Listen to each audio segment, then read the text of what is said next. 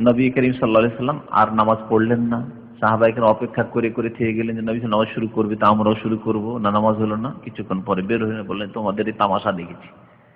সানি মানে তামাশা বলতে পারেন, তোমাদের এই তামাশা দেখেছি, সব মসজিদ ভর্তি হয়ে গেছে, নামাজ পড়বো নবী সাল্লাল্লাহু পিছনে, তোমাদের এই অবস্থা বুঝতে পেরেছি আমি, কিন্তু তোমাদেরকে বলছি তোমরা নিজের নিজের বাড়িতে পড়ো এই তারাবির নামাজ, কিয়ামুল লাইল, সালাতুল লাইল তোমরা বাড়িতে নামাজ পড়ো। কারণ ফাইন্না আফদালাস সালাতি সালাতুল মারই ফি বাইতিহি ইল্লাল মাকতুবা, কারণ সবচেয়ে শ্রেষ্ঠ নামাজ মানুষের বাড়িতে নামাজ পড়া। সালাতুল মারই মানে মানুষের নামাজ বাড়িতে পড়া, ফি বাইতিহি নিজ নিজ বাড়িতে। যদি ফরজ বা ইল্লাল মাকতুব ফরজ ছাড়া বাকি সমস্ত নামাজ বাড়িতে পড়লে তাতে বেশি নেকি রয়েছে। সেটি হচ্ছে আফজালুস সালাত, শ্রেষ্ঠ নামাজ। কেমন আফজাল? একটি হাদিস আছে যে ফাজাইল আমল 50টি হাদিস এখন ছেপে এসছে, ওতে একটা হাদিস আছে। এই হাদিসটি আমিও বেশি দিন আগে জানি, কারণ এই হাদিস প্রসিদ্ধ হাদিসগুলোর মধ্যে নেই। সহিহুল জামেতে হাদিসটি আছে, তো হাদিসটি ওতে সংকলন করা হয়েছে আর তরজমা করেছি যাতে মানুষ জানতে পারে। হাদিসটিতে আছে কি, ওতে আছে যে যেমন আমরা জানি যে ফরজ নামাজ কেউ যদি মসজিদে পড়ে তো কত গুণ নেকি পাবে? 25 অথবা 27। এর সমন্বয়ে ওলামারা বলেছেন যে সিররি নামাজ যদি হয়তো 25 গুণ পাবে, আর জাহরি নামাজ হয়তো 27 গুণ পাবে। তার মানে জোহর নামাজ আর আসর নামাজ যদি হয় তাহলে 25 গুণ পাবে। বাড়িতে জোহর পড়ে নিল, হ্যাঁ, এমনি ইচ্ছা করে পড়ে জামাত হচ্ছে অথচ ইচ্ছা করে পড়ে, তাহলে তো গুনাহগার হবে, কারণ জামাতে নামাজ পড়া ওয়াজিব। কিন্তু ভিড় ভাড়ে ছিল, গাড়ি নিয়ে আস্তে আস্তে জামাত শেষ হয়ে গেল, এখন বাড়িতে নামাজ পড়লো, মানে একা নামাজ পড়লো, ঠিক না? 1 গুণ পেল। মসজিদে যে জামাতে নামাজটা পড়তো তাহলে জোহর আসরের নামাজে 25 গুণ পেত। একটা লোক ঘুম ভাঙেনি, শুরু হয়ে গেছে আসর নামাজে, জামাত হয়ে গেছে, বাড়িতে নামাজ পড়লো, 1 গুণ পেল। সে 4 রাকাত নামাজ পড়ে 1 গুণ, মানে যে নেকিটা আছে নামাজের 1 গুণ পেল। এর কত গুণ বেশি পাবে? মসজিদে নামাজ পড়লে 25 গুণ পাবে। 25 গুণ দিনের নামাজগুলি, সিররি নামাজের। আর জাহরি নামাজ মানে মাগরিবে উচ্চ স্বরে তেলাওয়াত হয়, হ্যাঁ, এশার নামাজ, ফজর নামাজ, এই নামাজগুলি যদি মসজিদে গিয়ে পড়ে তাহলে 27 গুণ পাবে। এইভাবে হাদিসের সমন্বয় হয়ে যে হাদিস আছে যে 25 গুণ অথবা 27 গুণ, এটাই ঠিক। এই ক্ষেত্রে আরো অনেকগুলি বক্তব্য আছে, কিন্তু এটাই বললেই ভালো হয়। কারণ জেহরি নামাজে আরো 2টি ফায়দার কথা উল্লেখ করেছেন হাফিজ ইবনে হাজার রহমাতুল্লাহি আলাইহি ফতুল বারীতে। তা হচ্ছে তেলাওয়াত করার শোনা, যেটা জোহর আসর নামাজে নেই। না উচ্চস্বরে তেলাওয়াত করছে ইমাম সাহেব, আর না উচ্চস্বরে তেলাওয়াত হলে যে শুনতেন না শুনছেন। এই যে অতিরিক্ত নেকিগুলি পাচ্ছেন আপনি মাগরিবের নামাজে, এশার নামাজে, ফজর নামাজে তেলাওয়াত শোনা, তেলাওয়াত করা, এই দিকগুলি রয়েছে, যার ফলে ওতে ফজিলত বেশি, 27 গুণ।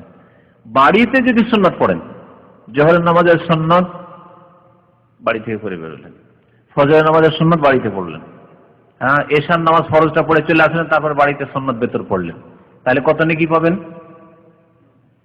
25 গুণ। ওই হাদিসটিতে আছে, সহিহুল জামের হাদিসটিতে রয়েছে 25 গুণ নেকি। মসজিদে সুন্নাত পড়ে আসলেন, 2 রাকাতের নেকি পেলেন।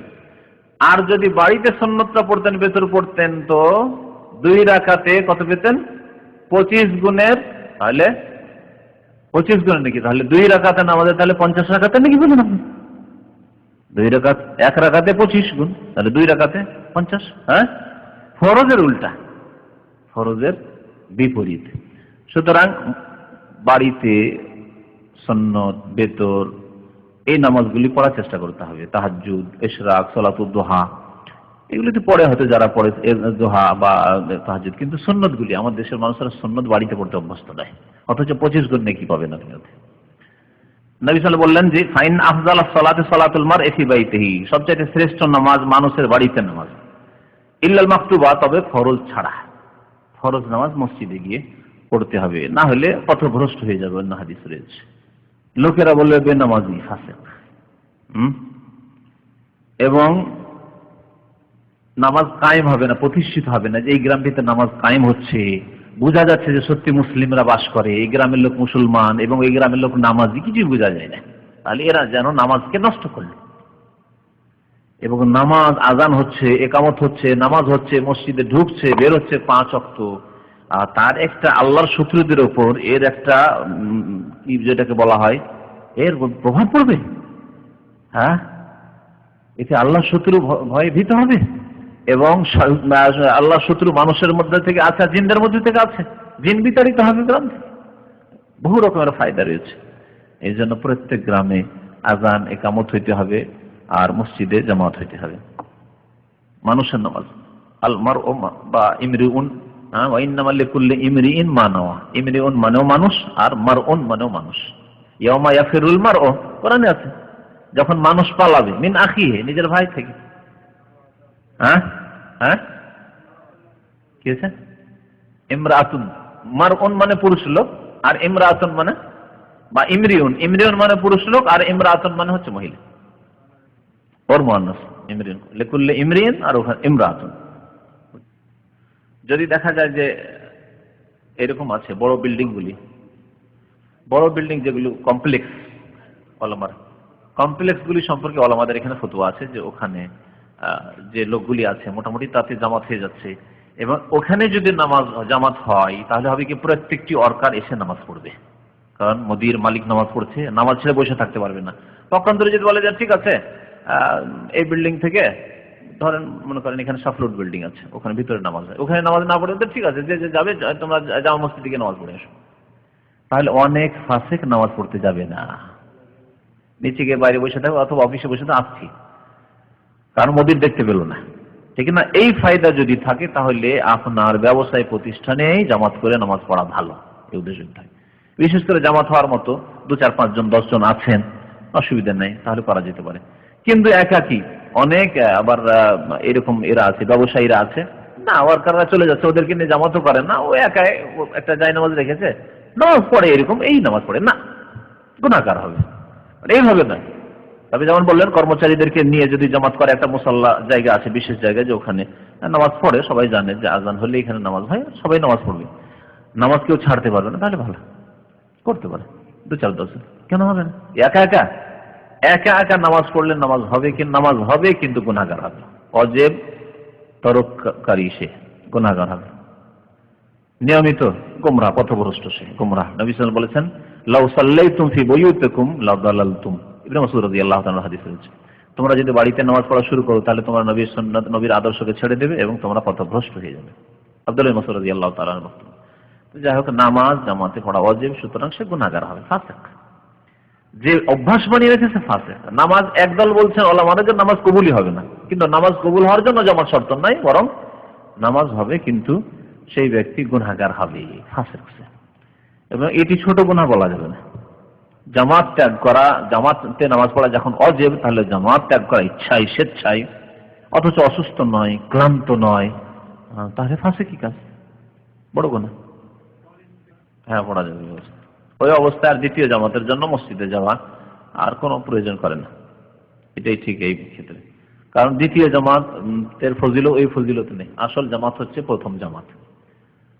এই জন্য যদি দেখা যায় যে জামাত শেষ হয়ে যাবে, আমার এখন বাথরুম থেকে বেরোতে, আর আপনি ইচ্ছা করে নয়, যথাসময়ে আজানের সাথে লাগেন, কিন্তু অনেক সময় চলে আপনাদের লাইন থাকে, ওই লাইন শেষ হইতে হইতে আপনি দেখলেন যে আমার বাথরুম থেকে বেরোতে হইতে জামাত প্রায় শেষের দিকে, জামাত শেষ হয়ে গেছে, তাহলে বাড়িতে নামাজ পড়ে নেন, অসুবিধা। আর মসজিদে যদি আসেন আসতে পারেন, মসজিদে আসা তখন আর ওয়াজিব নয়, দ্বিতীয় তৃতীয় জামাতের জন্য মসজিদে আসা ওয়াজিব নয়, মসজিদে আসা ওয়াজিব প্রথম জামাত ধরার জন্য।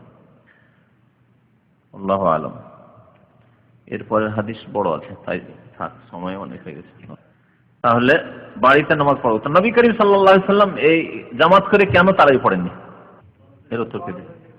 অন্য হাদিসে আছে যে আল্লাহ পাককে এত ভালো লেগেছে যে খাশিতু আইয়ুকতাবা আলাইকুম, ওহী দরজা খোলা আছে, এই সময় আমাকে আশঙ্কা হইল যে তোমাদের উপর ফরজ করে দেওয়া হইতে পারে, আর ফরজ হয়ে গেলে তোমরা আদায় করতে পারবে না। যদি তাহাজ্জুদের নামাজ বা তারাবির নামাজ ফরজ হয়ে আদায় করতে পারতো মানুষ, মুশকিল হয়ে যেত। এই জন্য নবী করিম সাল্লাল্লাহু আলাইহি ওয়াসাল্লাম 30 দিন জামাত করেননি।